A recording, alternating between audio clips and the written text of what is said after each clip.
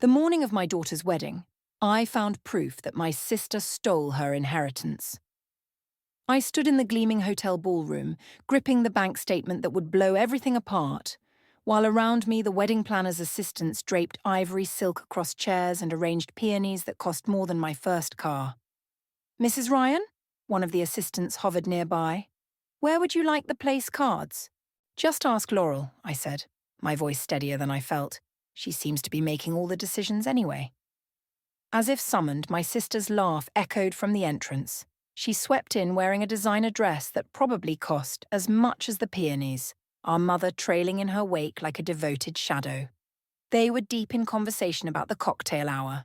Apparently the signature drinks Yara and I had chosen weren't elevated enough.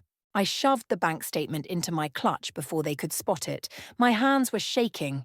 "Yesenia, darling, there you are." Laurel air-kissed my cheek, leaving behind a cloud of expensive perfume. "Mom and I were just saying the bar setup needs tweaking.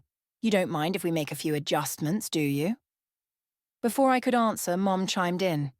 "Your sister has such an eye for these things. Remember how stunning Laurel's wedding was? The society pages called it the event of the season." The familiar knife twisted in my gut.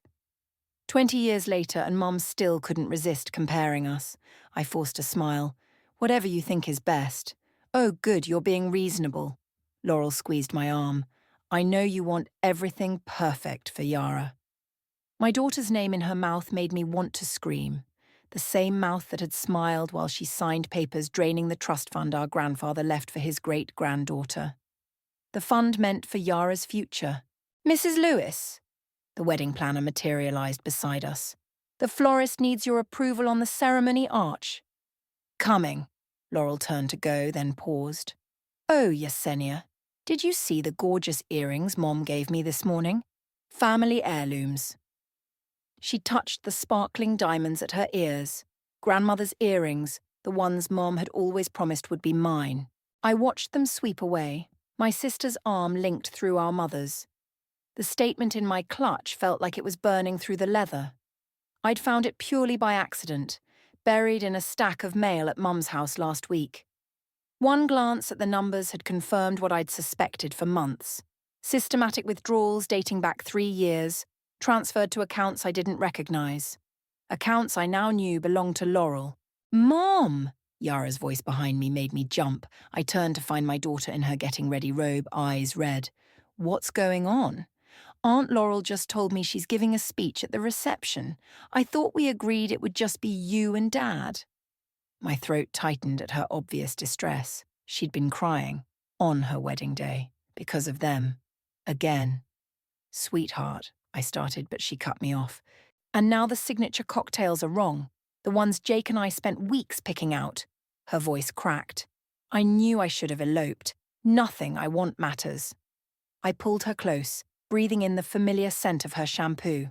My beautiful girl, who'd spent her whole life watching her aunt be favoured, celebrated, handed everything. Who didn't know that while she'd been scrimping to pay for grad school, the money meant to fund her dreams had been slowly disappearing. "Everything's going to be fine," I whispered, but the words felt hollow. In my clutch, the evidence of Laurel's betrayal waited like a loaded gun. Yara pulled back, wiping her eyes. "I should go. Hair and makeup are waiting." She tried to smile. "Just don't let them change anything else, please."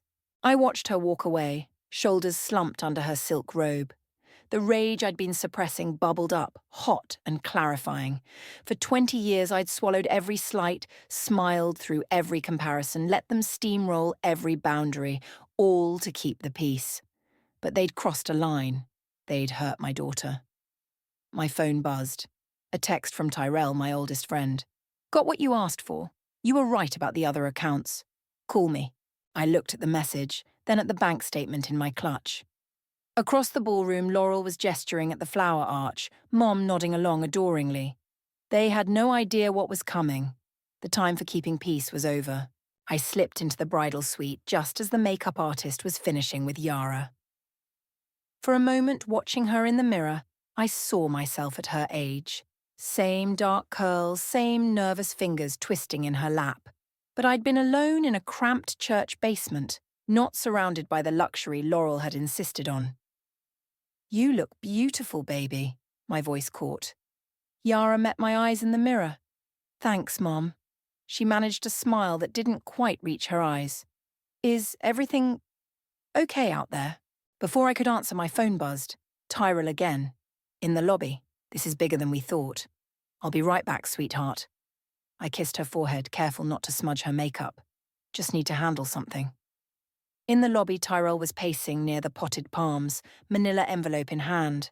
20 years of friendship meant he read my face instantly. "You look like you're planning murder," he said quietly. "Close." I grabbed his arm and steered him toward a quiet corner. "What did you find?" He pulled documents from the envelope. "Your father's original will, for one thing. The version filed with the court was modified." The world tilted sideways. Modified how? The trust fund for Yara. It was supposed to be 3 times larger. His voice dropped lower. And there were specific provisions about who could access it. Provisions that somehow disappeared in the final version. My legs went weak. I sank into a nearby chair, memories flooding back, Dad in his hospital bed, making me promise to look after Yara's future. He'd known somehow, known Mom would play favourites even with his money. "Yesenia," Tyrell touched my shoulder. "There's more. The accounts where the money went? They're not just in Laurel's name. Your mother's name is on them too." A harsh laugh escaped me. Of course they'd done it together. "Mrs. Ryan," the wedding planner's assistant appeared, flustered. "Mrs. Lewis is asking for you. There's a situation with the seating arrangements." I stood, shaking with fury. "Tell my sister I'll be there shortly." "But I said shortly." My tone made the assistant step back. Tyrell grabbed my arm. "Don't do anything rash. We need to be smart about this." "Smart?" I yanked free. "They've been stealing from my daughter for years. They changed my father's will, and now they're taking over her wedding like they own it." My voice cracked. "Like they own her." "I know, but if we're going to fix this—" "Mum?" Yara stood at the lobby entrance in her wedding dress, looking impossibly young. "Aunt Laurel's freaking out about something. She says you're ruining everything." For a moment, I saw red. Then I noticed Yara's hands trembling as she smoothed non-existent wrinkles from her skirt, a nervous habit she'd had since childhood. The same way she'd fidgeted when Laurel criticised her college choice, her career plans, her fiancé. The same way I used to fidget under my mother's disapproving stare. "I'll handle Laurel," I said, softer now. "You focus on getting married, okay?" She nodded but didn't move.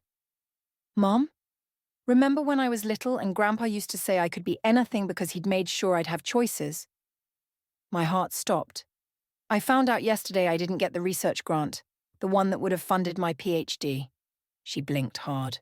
I thought I could use some of what Grandpa left, just to get started.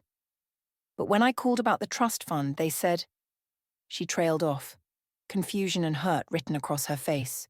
Behind me, Tyrell cleared his throat. "I should go." I barely heard him leave. All I could see was my daughter standing there in her wedding dress, asking questions I couldn't answer. Not yet. Not today. "We'll figure it out," I said finally. "I promise." "Mrs. Ryan," the assistant was back, panic in her voice. "Mrs. Lewis says if you don't come now—" "Tell my sister," I cut in, ice replacing the fire in my veins, "that I'll be there in 5 minutes. And tell her to remember what happened the last time she tried to take something that belonged to my daughter." The assistant scurried away. Yara stared at me. "Mum, what's going on?" I touched her cheek, remembering another promise, the one I'd made to her father before he died, that I'd never let anyone make her feel second best. "Nothing for you to worry about," I straightened her veil. "But after the honeymoon, we need to talk about Grandpa's will." The post-wedding brunch felt like a powder keg with fresh squeezed orange juice. I watched Laurel hold court at the head table, Mom beaming beside her, while my daughter and her new husband picked at their eggs Benedict 2 tables away. "More coffee?" A server appeared at my elbow. "Something stronger would help." I managed a weak smile. "I heard that." Tyrell slid into the empty chair beside me, lowering his voice. Lamar's here, the financial advisor who handled the trust fund transfers. He's by the omelette station. My eyes found him immediately. Expensive suit, carefully casual pose, plate piled high like he hadn't helped rob my daughter blind. Like this was just another Sunday brunch. Now? I asked Tyrell. He nodded, while everyone's distracted. But Yesenia? He caught my wrist. Remember, we're just asking questions, getting confirmation. I stood, smoothing my dress. The documents from yesterday felt like they were burning a hole in my purse. Walking to the omelette station felt like crossing a minefield. Lamar, I kept my voice light. I didn't expect to see you here. He stiffened slightly, but recovered quickly. Yes, Senior. Lovely wedding. Your sister really outdid herself with the planning. Yes, she's good at taking control of things that don't belong to her. I watched his face carefully. Like trust funds. The colour drained from his face. I'm not sure what you're... The modified will? The mysterious transfers? Ring any bells? He glanced around nervously. This isn't the place. Then let's find a better one. I gestured toward the empty terrace. Now. Outside, the morning air was thick with humidity. Lamar loosened his tie. Whatever you think you know, I know everything. I pulled out the documents. What I don't know is why. Why help them steal from my daughter? He seemed to deflate. It wasn't theft exactly. Your mother had concerns about Yara's lifestyle choices. Lifestyle choices? My voice rose. She's a research scientist. Yesenia? My mother's voice cut through the air like a knife. What are you doing out here? She stood in the doorway, Laurel right behind her. Perfect. Just perfect. Ask Lamar, I said. He was just explaining how you two modified Dad's will. Mom's face went blank, a tell I remembered from childhood. But Laurel stepped forward, all concern and confusion. Modified the will? Yes, Sanaya, what are you talking about? Mum would never... Stop it, my voice shook. Stop lying. I have proof. The original will, the transfer records.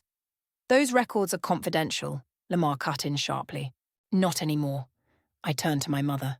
Why? Was it not enough to always prefer her? I jerked my head toward Laurel. You had to steal from my daughter too? Prefer me? Laurel laughed, but there was an edge to it. Is that what this is about? Your eternal victim complex?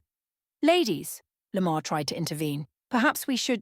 Stay out of it, Mom snapped, then faced me. Everything I did was to protect this family. You never understood. Protect us from what? From Yara having choices? From her not needing your approval? From her ending up like you? The words exploded from her. Silence fell. Even the birds seemed to stop singing. Like me, I repeated softly. Throwing away opportunities. Settling for less. Always so... ordinary. Mom's voice dripped disappointment. I couldn't watch another generation waste their potential. Laurel touched Mom's arm. She doesn't understand. She never has. I looked between them. My perfect sister, my disappointed mother, the man who helped them betray us, and suddenly saw something I'd missed. The way Laurel's hand trembled, the fear behind Mom's anger. There's more, isn't there? I said slowly. Something else in Dad's original will? Lamar made a small sound. Mom's head snapped toward him. Don't you dare, she hissed. But I'd seen it. The flash of panic in her eyes. Whatever they were hiding, it was bigger than Yara's trust fund. Mrs. Ryan? The wedding planner appeared in the doorway. Your daughter's asking for you. I gathered my purse, my dignity, my rage. This isn't over. Yesenia, wait. Laurel reached for me, but I jerked away. Save it for your speech, I said. You know, the one no one asked you to give. Walking away, I heard Mom murmur something urgent to Lamar. But I was already texting Tyrell. Found the crack in their story. Time to break it wide open. I found Yara in the hotel garden, still in her reception dress, mascara smudged beneath her eyes. She looked up as I approached. Did you know? Her voice was barely a whisper. About Grandpa's will? My heart stopped. How did you... I overheard you, On the terrace. She wrapped her arms around herself. Is that why you've been acting so strange? Why Aunt Laurel keeps watching you like you're about to explode? I sank onto the bench beside her, the morning dew soaking through my dress. I only found out recently I was trying to protect you. From what, Mom? The truth? Her laugh was bitter. I'm not a child anymore. I deserved to know. The words hit like a physical blow. She was right. I'd done exactly what they had, deciding what she should and shouldn't know. You're right. I took her hand. I'm sorry. No more secrets. But before I could continue, my phone buzzed. Terrell. Meet me in the lobby now. Lamar talked. I have to, I started. Go? Yara pulled her hand away. Of course you do. Everyone's always too busy with their secrets and their schemes to just be honest with me.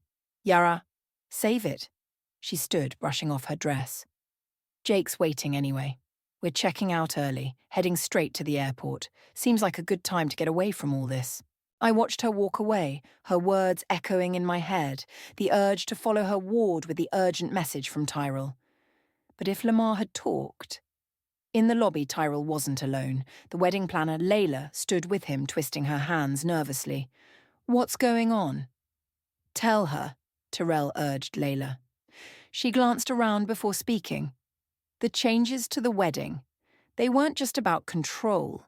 Mrs. Lewis, Laurel, she needed receipts. Specific amounts, specific vendors. For what? Insurance, Tyrell cut in.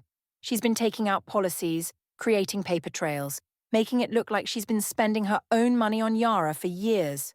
The pieces clicked together. To justify the trust fund transfers. There's more. Layla's voice dropped lower. She asked me to backdate contracts, create fake invoices going back years. When I refused, she swallowed hard. She reminded me how much business your mother's charity events bring my company. My hands clenched. They threatened your livelihood, she nodded. But that's not why I'm telling you this. Yesterday, while handling the gift arrangements, I found something. A letter from your father to Yara, meant to be delivered on her wedding day. The world tilted. What? Your mother intercepted it, Tyrell explained, but Layla made a copy before handing it over. Layla pulled an envelope from her planner. My father's distinctive handwriting jumped out at me. To my dearest granddaughter, on your wedding day. Does Laurel know about this? No. Layla straightened her shoulders. And I don't care what business I lose. This wasn't right. I stared at the letter, remembering Dad's last days. How he'd insisted on meeting with his lawyers alone. How Mom had been so careful about who could visit him. Yesenia? Tyrell touched my arm. There's something else. Lamar admitted the will modification wasn't just about Yara's trust fund. Your father left controlling interest in the family company to you, not Laurel. Your mother buried that provision when she had the will changed. The shock hit me in waves. The company, the thing Mom and Laurel had built their lives around, the source of their social status, their power. Mrs. Ryan, a hotel staff member approached. Your sister is looking for you. She says it's urgent. Of course it was. She must have realized Lamar had talked. Tell her I'll be right there. I carefully folded the letter into my purse. Actually, tell her to meet me in the main conference room. Might as well have space for what's coming. Are you sure about this? Tyrell asked as the staff member left. Once you confront them, my daughter just left her own wedding brunch because she couldn't stand the lies anymore. I straightened my spine. I'm done protecting people who don't deserve it. Layla touched my arm. I have copies of everything. The fake invoices, the backdated contracts. I nodded. Send them to Tyrell. I checked my phone. No messages from Yara. Time to show my sister and mother exactly what it feels like to lose everything they thought was safely in their control. Yesenia, Tyrell called as I headed for the conference room. Remember, you're not just fighting for Yara anymore. You're fighting for yourself, too. He was right. And for the first time in my life, I was ready for the fight. The conference room felt too small for the storm about to break. Laurel paced by the windows while Mom sat rigid in a leather chair, both of them watching me lay out documents on the polished table like I was dealing cards in a high-stakes game. Before you start spinning more lies, I said, read these. Laurel picked up the nearest paper, her perfectly manicured fingers trembling slightly. Where did you get these? Does it matter? They're real. Every transfer, every fake invoice, every backdated contract. I turned to Mom. And this? This is Dad's original will, the one you buried. The colour drained from her face. You don't understand. I understand perfectly. My voice was steady, surprising even me. You couldn't stand that Dad trusted me with the company, that he saw something in me you never could. Trusted you? Laurel's laugh was sharp. You can barely manage your own household budget. The company would have been bankrupt in a year. Is that what you told yourself while you were stealing from my daughter? We were protecting her. Mom stood suddenly. Your father's judgment was compromised at the end. He didn't see how his decisions would destroy everything we built. Everything you built? The rage I'd been containing burst free. You mean everything you stole? The parties, the charity boards, the society pages, it was all built on lies. Keep your voice down, Laurel hissed. Why? Afraid someone might hear the truth? That my perfect sister is nothing but a thief. That's enough! Mom slammed her hand on the table. You want the truth? Fine. Your father was going to ruin us all with his sentimental choices, giving you control of the company, letting Yara waste millions on research projects that would never pay off? We did what we had to do. By committing fraud? By being practical, Laurel cut in. Something you've never understood. I pulled out Dad's letter to Yara. Was this practical too? They both froze. What is that? Mom's voice was barely a whisper. Dad's letter to his granddaughter, the one you intercepted. I broke the seal, unfolded the pages. Should I read it out loud? Yesenia, wait. Laurel reached for the letter. I jerked it away. My dearest Yara, I began reading. By the time you read this, they'll have tried to convince you that money and status are what matter most. Stop. Mom's command cracked like a whip. He knew. I looked up from the letter. He knew exactly what you would do. Give me that letter. Mom stepped forward, hand outstretched. Or what? You'll threaten me like you threatened Layla. Take something else from me. A knock at the door made us all jump. The wedding planner's assistant poked her head in. I'm sorry to interrupt, but Mrs. Ryan, your daughter's car is leaving for the airport. My heart clenched. Yara. In all this, I'd almost forgotten. Go, Laurel said softly. Something in her voice made me look closer. Was that guilt? This isn't over, I warned. No, Mom agreed, her voice ice. It's not. I found Yara and Jake loading their luggage into the hotel's car service. My daughter's face was set in lines that reminded me painfully of myself. I know you're angry, I started. I'm not angry, Mom. I'm tired. She wouldn't meet my eyes. Tired of being a pawn in whatever game you're all playing. It's not a game. Really? Because from where I'm standing, you're just as obsessed with winning as they are. She finally looked at me. What happens when you get your revenge? Will it fix anything? The question hit like a physical blow.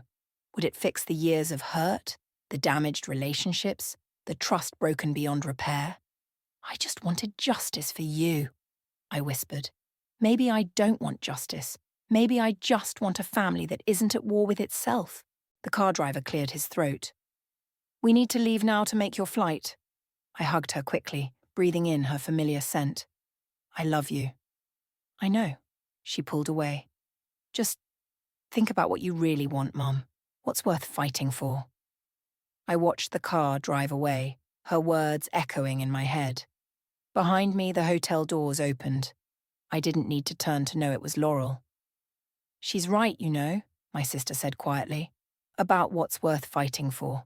I turned slowly. Why are you here? Because there's something you don't know. She took a deep breath. Something that changes everything.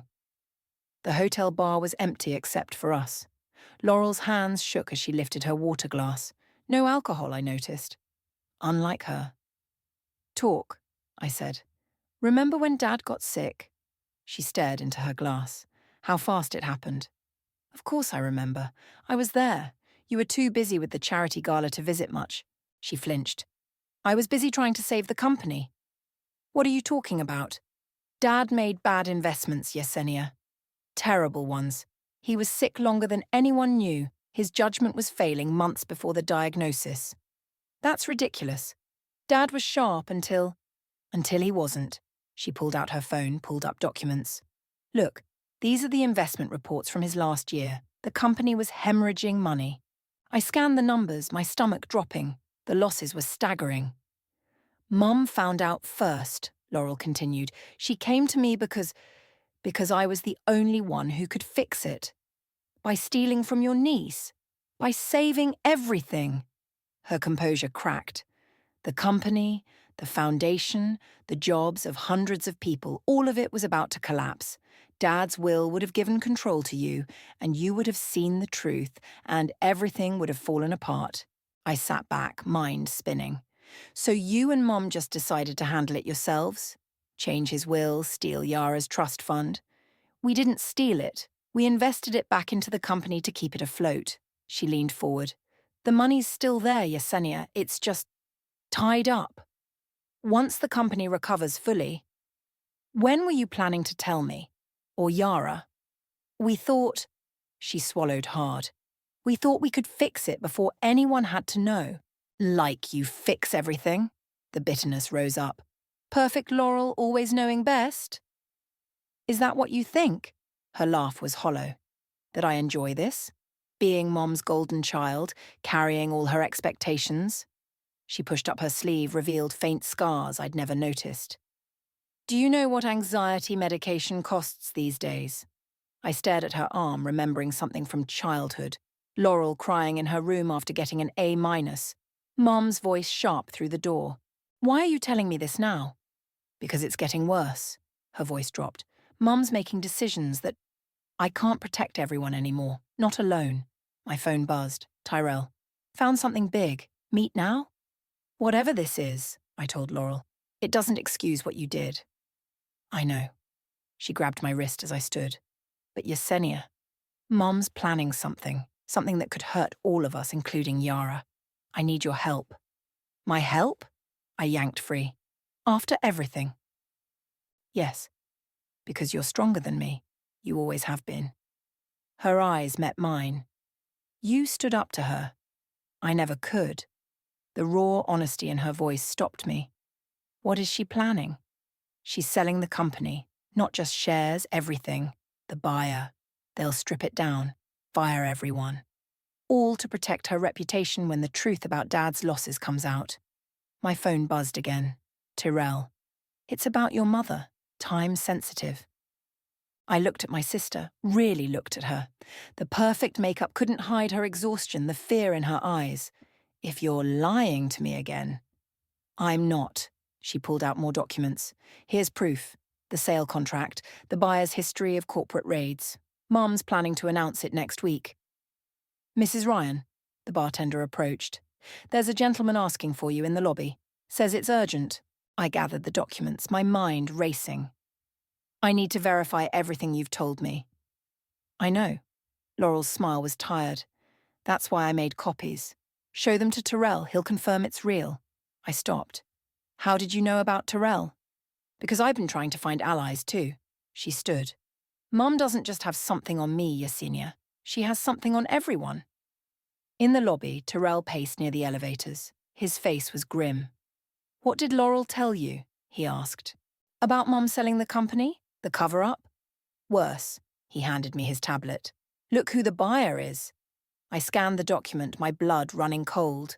The company name was familiar, the same firm that had denied Yara's research grant. Mum's not just selling the company, I realized.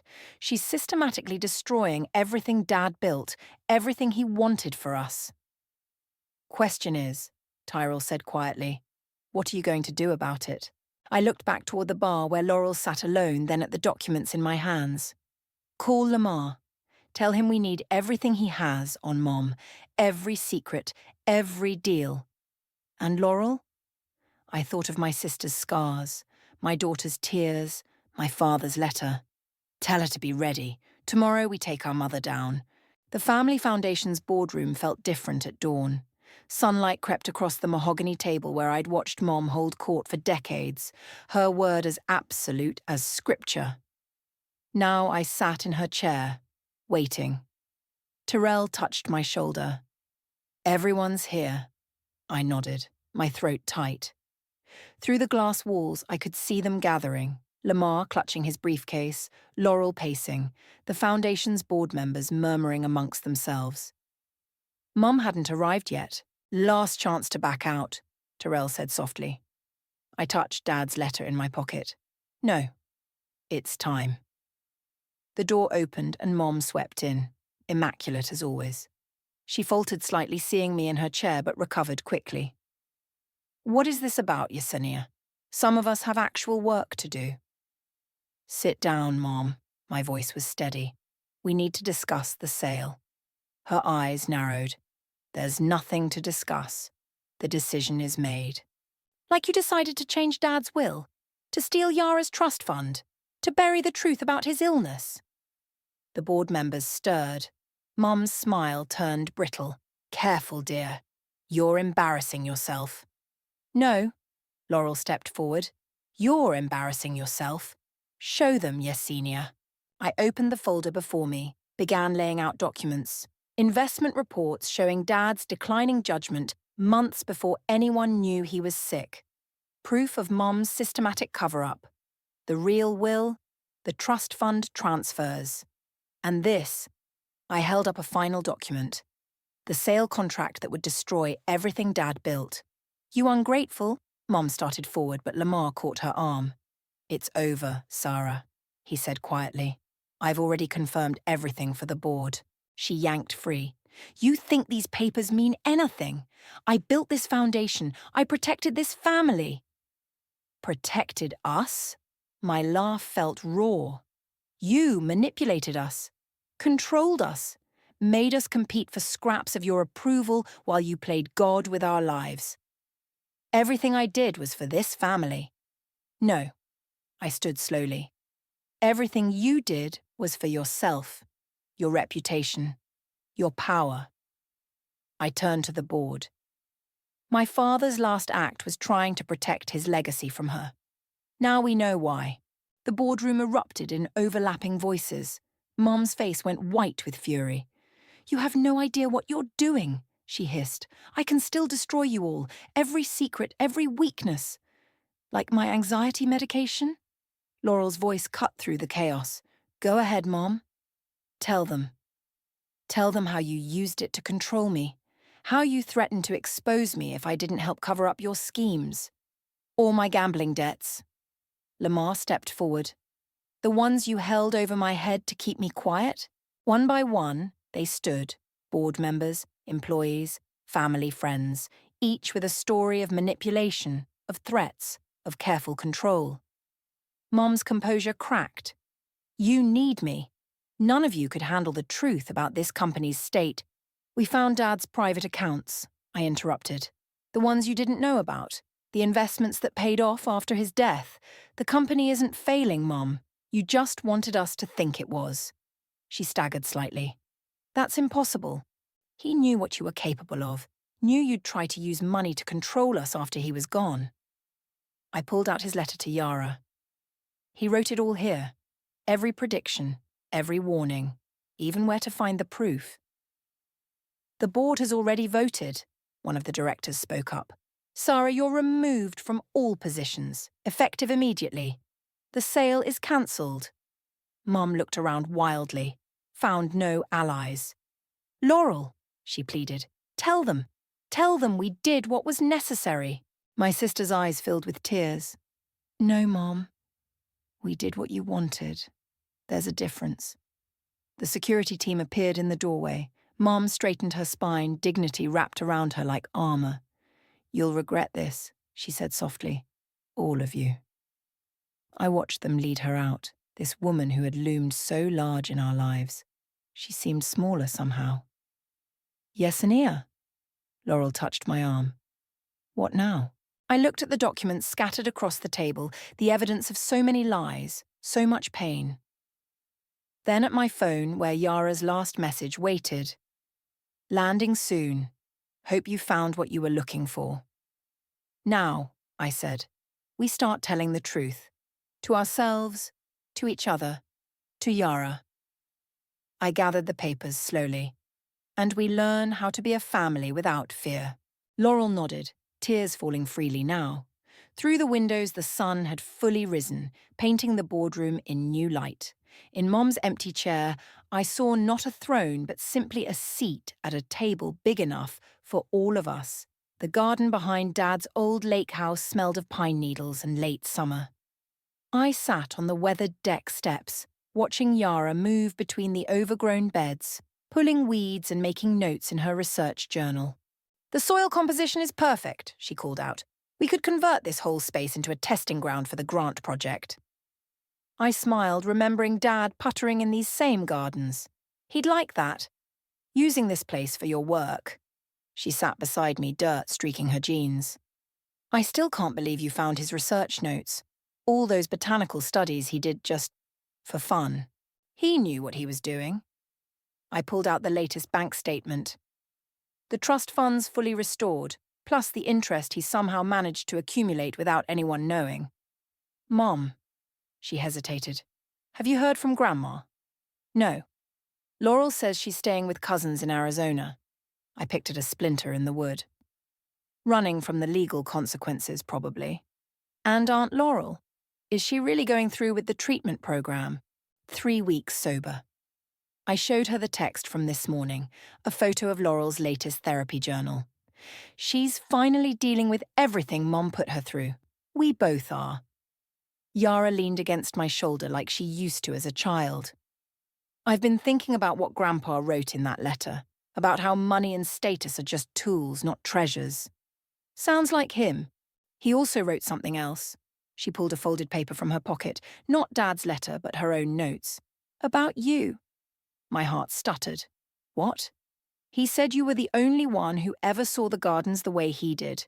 Not as something to show off, but as something to nurture. She smoothed the paper. He said that's why he left you the company, because you understand that growth takes time and patience and getting your hands dirty. Tears pricked my eyes. All those hours I'd spent here as a teenager, hiding from Mom's criticism, listening to Dad explain about root systems and resilience. A car crunched up the gravel driveway. Tyrell's voice carried across the yard. Special delivery. He appeared around the corner carrying boxes of research equipment, Laurel behind him with more. The lab sent everything, my sister called out. All the supplies you requested, Yara. Perfect timing. Yara jumped up. I just finished mapping out the test plots. I watched them unload equipment, Laurel asking questions about the research, Tyrell making terrible science puns. The scene felt surreal, this new version of family we were building from the wreckage of the old. Mom? Yara turned back. Will you help? I could use someone who knows about nurturing things. Standing, I brushed off my jeans and noticed for the first time. There was dirt under my fingernails, just like Dad's used to be. No more perfect manicures. No more pretending to be something I wasn't. Actually, I said, I have something to show you first. I led them to the old garden shed. Inside, preserved behind glass, hung Dad's original botanical drawings. Decades of careful observation, each page annotated with his distinctive handwriting. I found them yesterday, I explained, along with this. I handed Yara a sealed envelope with her name on it, Dad's writing again. Another letter? No. I smiled. Patent applications for all his hybrid varieties. He never filed them, but he did all the work. The documentation, the studies, everything you'd need to prove their commercial viability. Her hands trembled. These could fund the entire research program. Not just my project, but a whole department. He knew you'd find the right way to use them. I touched the glass, protecting his drawings. Just like he knew I'd find the right way to use the company. Laurel wiped her eyes. He believed in us all along. We just couldn't see it. No, I said, watching Yara trace our father's careful notes with reverent fingers. We couldn't see ourselves. Outside, the garden waited, overgrown but fertile, messy with possibility. Through the shed window, I could see the empty beds where Yara would plant her future. where we would all grow something new from the rich, complicated soil of our past. Ready to get your hands dirty? I asked them. Yara grinned. Dad's grin, I realised suddenly. Born ready. Together we stepped into the sunlight, carrying our father's legacy not as a burden but as seeds waiting to bloom.